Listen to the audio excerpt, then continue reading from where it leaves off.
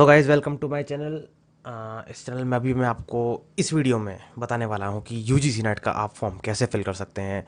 UGC net जिनको नहीं पता, यूजीसी नेट जो मास्टर्स वाले होते हैं, जिन्हें मास्टर्स कर लिया होता है, एमए वाले, एमकॉम वाले, एमसी वाले, तो वो यूजीसी नेट की पात्रता परीक्षा जिसमें कि आप एक प्रोफेसर के पद पर आसीन हो सकते हैं या फिर आप पीएचडी के लिए भी अप्लाई कर सकते हैं यूजीसी नेट का एग्ज़ाम क्रैक करने के लिए। यूजीसी नेट मतलब नेट का मेनली एग्ज़ाम इसको कहा जाता है। तो जिनको पता है नेट के एग्ज़ाम के बारे में वो जानते हैं नेट का एग्ज़ाम क्या होता है।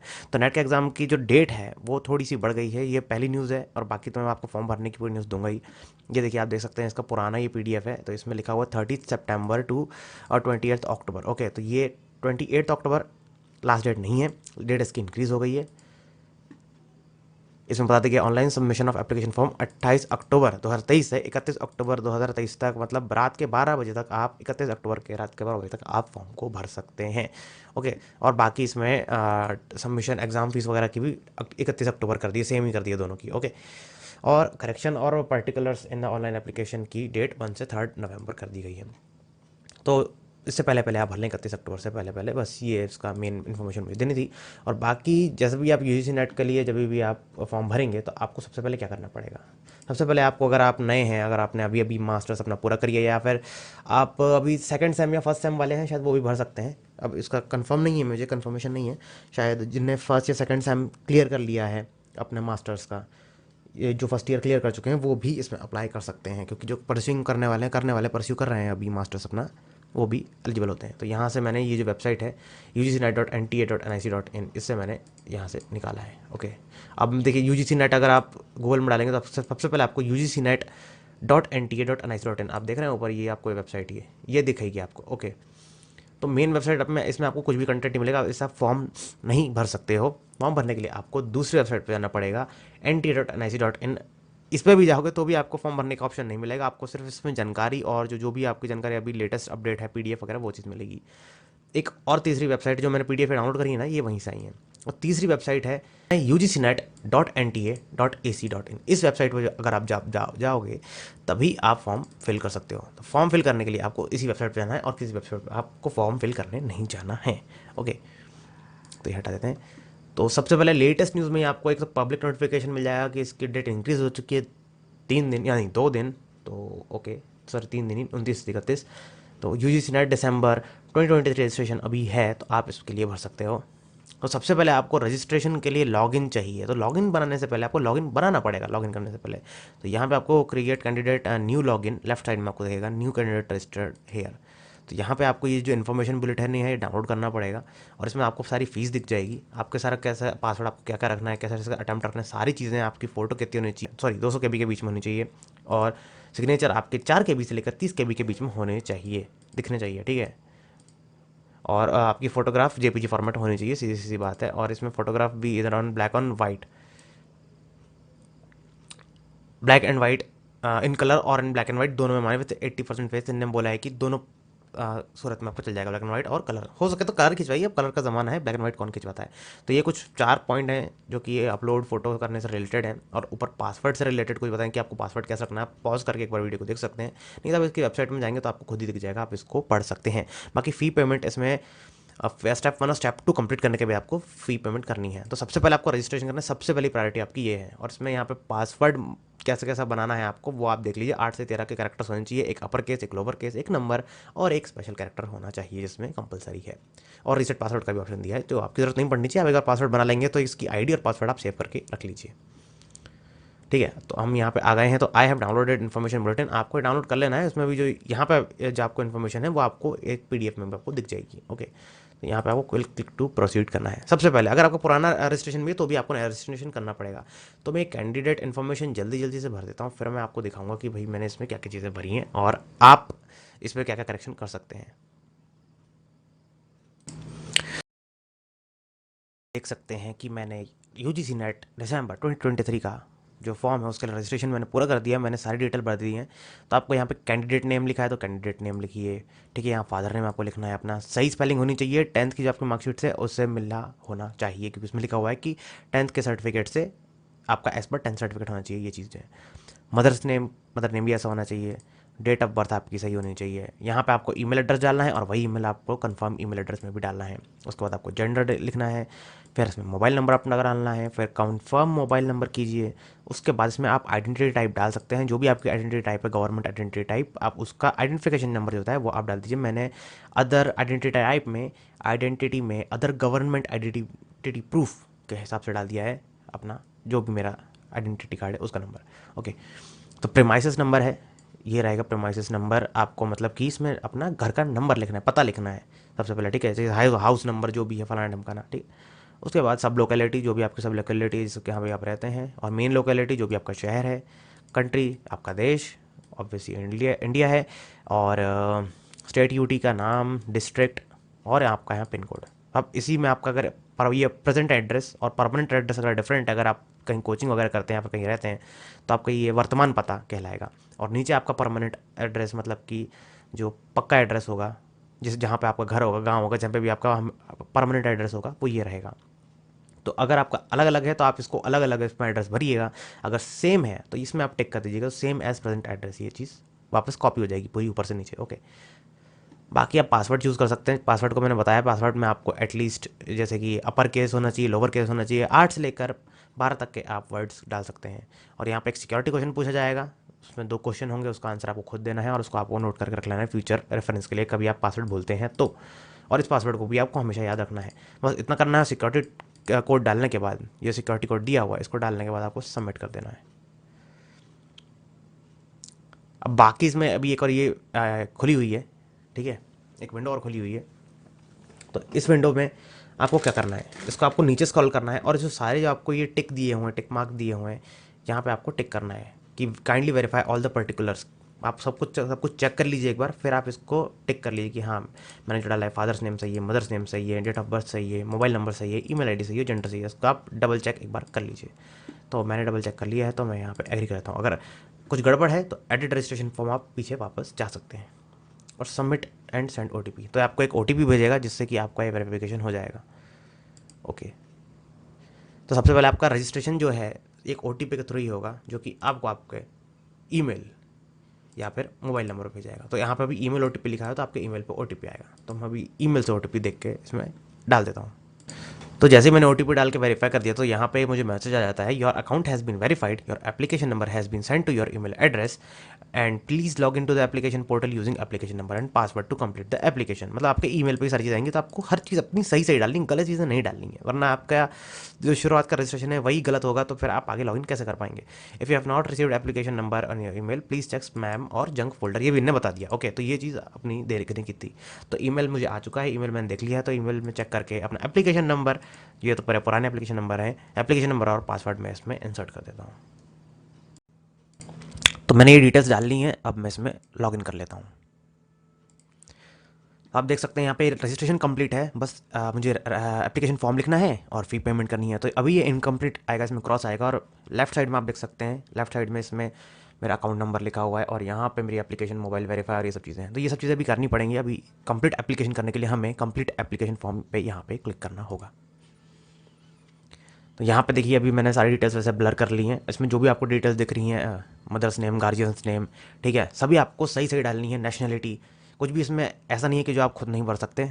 तो मैं इसमें जो चीज़ें मैं आपको बता देता हूँ, जैसे कैंडिडेट नेम आ गया, डेट ऑफ बर्थ आ गई, ये हमने सब पहले चीज़ डाल ली है। नेशनलिटी इसमें मैं सिलेक्ट कर रहा हूँ, ये इंडियन है अभी तो वैसे। और आईडी प्रूफ मैंने इसमें सेलेक्ट किया है, other government ID proof with photo. तो जो भी मेरा आईडी का नंबर है वो मैंने यहाँ पे मेंशन कर दिया है, क्योंकि मैंडेटरी फील्ड है। कैटेगरी, जैसे आपकी कैटेगरी हो उसके हिसाब से आपको डालना पड़ेगा। PWD candidate as per the PWD act 2016, no. PWD means जो डिसेबल्ड होते हैं वो पीडब्ल्यूडी कहलाते हैं, RPWD। Okay, are you diabetic, इसमें अब ये भी पूछे कि आप डायबिटिक हो कि नहीं। ओके, तो आपको अगर अपना डायबिटिक टेस्ट कराना है डायबिटीज़ का, तो आप करवा के इसमें जैसा नोट लिख सकते हो। पता नहीं क्यों पूछा है। Annual income of the parent and guardian, तो ये आपकी जो एनुअल इनकम होगी वो आपको यहाँ पर डालनी पड़ेगी। Do you belong to minority community, तो नो, जो यस है वो यस डाल दें। Select name in subject in post of graduation exam, graduation exam में आपका पोस्ट क्या था, मतलब सब्जेक्ट थी, तो आपने किससे किया है। तो भैया मैंने एमए से किया है। एमए में क्या सब्जेक्ट रहा, एमए में हिस्ट्री। ओके, जो सब्जेक्ट रहेगा, जो भी आपका मास्टर्स में जो भी सब्जेक्ट रहेगा, हिंदी रहेगा, इंग्लिश रहेगा, हिस्ट्री रहेगा, वो सब आपको इसमें डालना है। और बाकी कैप्चा डालने के बाद आपको इसको फिर ये कंटिन्यू कर देना है कैप्चा डालने के बाद। और आई एग्री में जैसे ही आप लिखेंगे, आई एग्री में टच करके फिर आपको सेव एंड नेक्स्ट कर देना है। सारी डिटेल भर के हमें आई एग्री में और फिर सेव एंड नेक्स्ट कर देना है। डेटा सेव्ड सक्सेसफुली, इतना अगर आपका आ गया मतलब कि आपका यहाँ पे काम हो गया। अब हमें यहाँ पे रजिस्ट्रेशन और एप्लीकेशन में हम जाना है, तो हमें जो प्रीमाइसेस यहाँ पे एड्रेस डिटेल भरनी है, ठीक है। तो यहाँ पर मैंने जो एड्रेस डिटेल है वो मैंने यहाँ पहले से भर के रखी है, तो वही रहने देनी है। आपको चेंज करनी है तो आप चेंज कर सकते हैं वैसे, क्योंकि हम पहले ही रजिस्ट्रेशन में कर चुके हैं तो हमें दोबारा करने की जरूरत नहीं है। जैसे मैंने आपको बताया था, प्रेजेंट एड्रेस और परमानेंट एड्रेस डिफरेंट रहेगा। तो परमानेंट एड्रेस जैसे कि आप देख पा रहे हैं, ये अगर आपका डिफरेंट है तो आप डिफरेंट डालिए, वर्तमान पता और स्थायी पता। परमानेंट एड्रेस मतलब स्थायी पता। अगर आपका स्थायी पता अलग है तो आप अलग डालिए, नहीं है तो आप वही रहने दीजिए। और अब चाहे तो अपना अल्टरनेट मोबाइल नंबर डाल सकते हैं, नहीं है तो कोई बात नहीं। बाकी आप इसी में बस कैप्चा डालना है बस आपको, क्योंकि आपकी पहले से डिटेल है ये सेव, तो आपको इसमें बार बार फिलिंग करने की ज़रूरत नहीं है। और इसमें भी आपको आई एग्री में क्लिक करना है और सेव एंड नेक्स्ट में क्लिक कर देना है। Data saved successfully. अब देखिए, अब आपको इसमें अपना आधार नंबर, क्या आपके पास आधार नंबर है, यहाँ पे पूछा जा रहा है। हाँ जी है। तो अब यहाँ पे अगर हम आधार नंबर सेलेक्ट करेंगे तो यहाँ पे मैं आपको करना है, मैं स्वेच्छा से अपना आधार नंबर साझा करने के लिए सहमत हूँ, और मुझे पता है कि इसका उपयोग यूपीआई द्वारा, यूआईडीआई द्वारा आधार कार्ड में उपलब्ध मेरे व्यक्तिगत पहचान विवरण से मिलान करने के लिए किया जाएगा।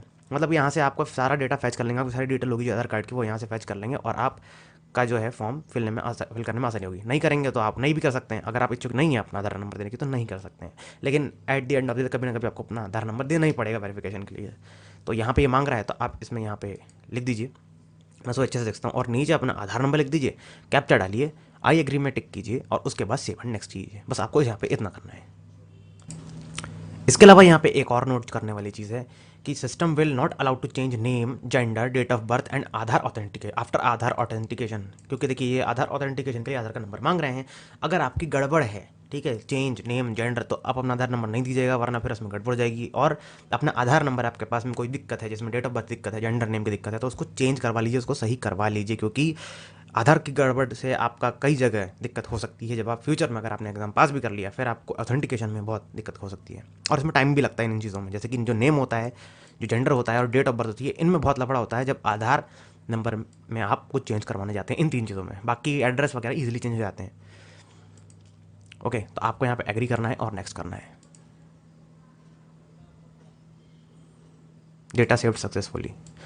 अब आपका एप्लीकेशन, इसमें आपको क्या क्या करना है, आपको इसमें सारी चीज़ें दिखाई दे रही होंगी। अप्लाई फॉर, किसके लिए अप्लाई करना है, ठीक है। जीआरएफ के लिए करना है, असिस्टेंट प्रोफेसर के लिए, आप दोनों के लिए अप्लाई कीजिए, ठीक है। सब्जेक्ट ऑप्टेड नेट, इसमें आपको सारी चीज़ें दिखा देता हूँ मैं, इसमें क्या क्या रहेगा। सब्जेक्ट ऑप्टेड नेट, आपने नेट के लिए कौन सा सब्जेक्ट लिया, जैसे कि मैंने लिया है हिस्ट्री। ओके, मतलब जिसमें मास्टर्स किया है उसमें ही, जिसमें इसमें मास्टर्स किया है वो उसका डाल सकता है। और किसी ने एमएससी किया है, कंप्यूटर साइंस से किया है, जिसने भी जो भी किया, देखिए इसमें सबके नाम और कोड इसमें लिखे हुए हैं। Persian, Rajasthani, Russian, Sanskrit, Sanskrit traditional. Question paper का मीडियम कैसा रहना चाहिए, आपका इंग्लिश रहना चाहिए कि हिंदी रहना चाहिए, जी हाँ इंग्लिश रहना चाहिए। Choice for exam for first city, ठीक है, चॉइस एग्ज़ाम सेकंड सिटी। जैसे कि अगर आपने मध्य प्रदेश करा है, मध्य प्रदेश एमपी से, तो आपको वहाँ सिटी चूज़ करने का ऑप्शन आएगा। सेकंड सिटी आपको मध्य प्रदेश छत्तीसगढ़ में से ही, जिस स्टेट से आप कर रहे हैं, दो स्टेट, जैसे कि मैंने अपना वो डाला हुआ है, क्या बोलते हैं, एड्रेस में डाला हुआ है ऑलरेडी, तो आपको ये सारे एड्रेस मध्य प्रदेश या छत्तीसगढ़ के बीच के ही मिलेंगे। आप फोर्थ सिटी, 4 सिटी तक आप एग्जाम सिटी सेलेक्ट कर सकते हैं। फिर फादर गार्जियन का ऑक्यूपेशन, ठीक है, जो भी आपको ऑक्यूपेशन है आप वो डालिए, आपके फादर या गार्जियन है उनका, ठीक है, उनकी क्वालिफिकेशन डालनी पड़ेगी, मदर का गार्जियन का ऑक्यूपेशन डालना पड़ेगा, और उनकी यहाँ पे क्वालिफिकेशन आपको डालनी पड़ेगी। फिर लास्ट में आपको बस कैप्चर डालना है, आई एग्री करना है, फिर नेक्स्ट और नेक्स्ट में है। तो सारी डिटेल्स मैं फिल कर देता हूँ और इसको भी मैं नेक्स्ट कर देता हूँ। तो अब सारी डिटेल्स डालने के बाद यहाँ पे मैं क्लिक करूँगा आई एग्री में और फिर करूँगा सेव एंड नेक्स्ट में। अब डेटा सेव सक्सेसफुली, ये डेटा भी हमारा पूरी तरह से सेव हो चुका है।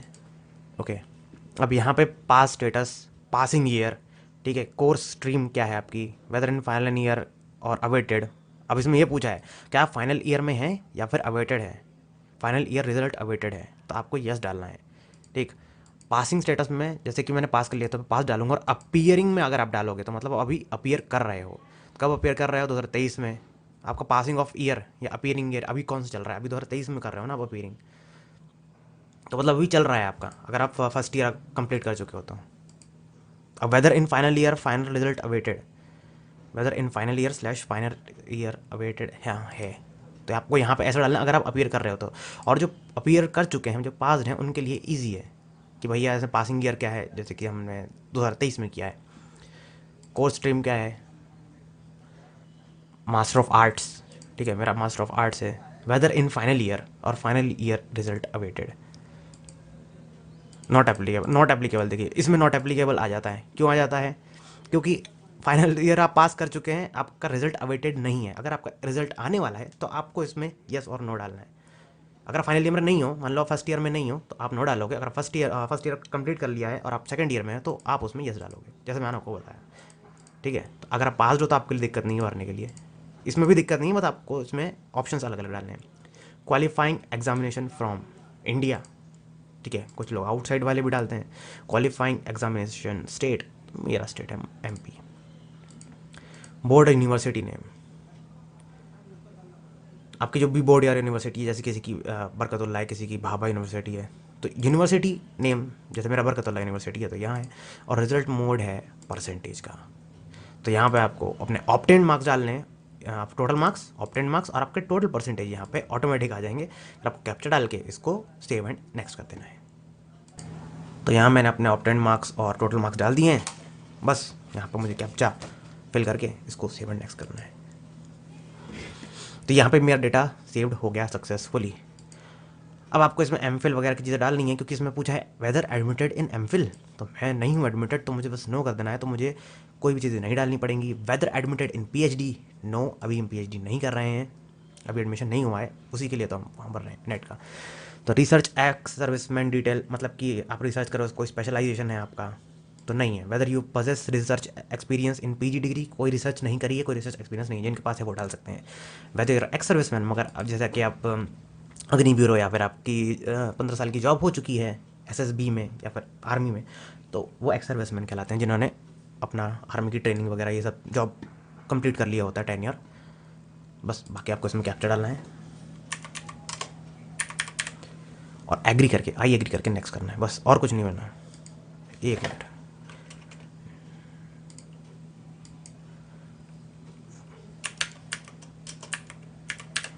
तो कैप्चा भी सही हो गया, ओके। अब बस सेव एंड नेक्स्ट कर देना है, इसमें इतना ही भरना है। Data save successfully. अब आपको इसमें डॉक्यूमेंट्स अपलोड करने हैं। मैंने जैसे कि आपको पहले ही बताया था शुरुआत में जब फॉर्म भर रहा था, तो मिनिमम साइज़ आपका फोटो का 10 KB होना चाहिए, मैक्सिमम साइज़ आप 200 KB रख सकते हैं। JPG फॉर्मेट में होनी चाहिए जो भी आप फोटो अपलोड करें, और सिग्नेचर आपके 4 से 30 KB के बीच में होनी चाहिए। तो मैं दोनों चीज़ें अपलोड कर देता हूँ। तो यहाँ मैंने अपनी दोनों फाइल्स अपलोड कर दी हैं, फ़ोटो और सिग्नेचर, जो मुझे सही दिख रहे हैं। अब मैं इसको सेव एंड नेक्स्ट करता हूँ। यहाँ पे भी डॉक्यूमेंट सेव हो गया है।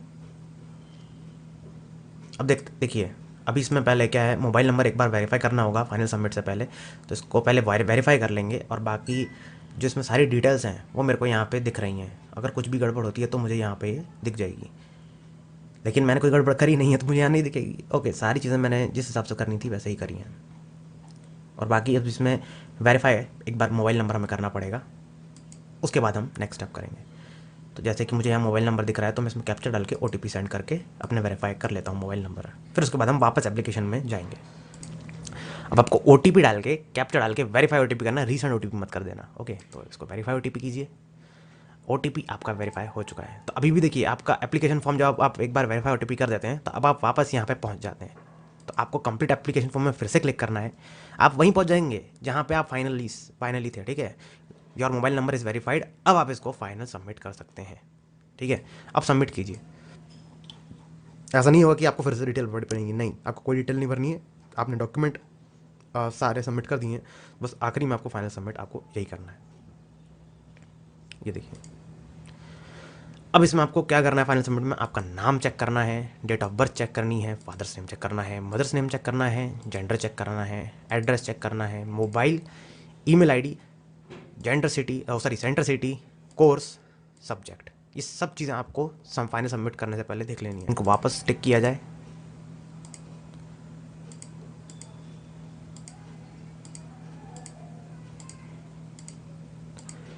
And I agree final tick. तो इसमें देखिए particular checklist to be verified इसमें लिखा हुआ है। अगर कुछ इन्फॉर्मेशन में दिक्कत है, आपको कुछ बदलना चाहते हैं, तो लेफ्ट बार मेनू जो लेफ्ट साइड में है इसमें आप क्लिक कर सकते हैं। ठीक है, अब तो फाइनल सबमिट कर रहा हूँ, मैंने सब कुछ चीज़ें कर ली हैं। Data saved successfully.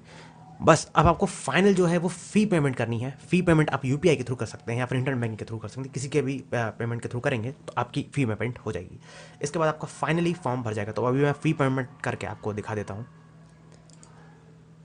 देखिए जैसे पे ना हो गया यहाँ payment, if your payment showing pending then wait for least 24 hours, मतलब 24 आवर्स तक आपको इसमें वेट करना पड़ेगा। तो ये मेरी डिटेल्स है, मेरे एप्लीकेशन नंबर है और मेरा पेमेंट का अमाउंट है, तो मुझे बस पे कर देना है।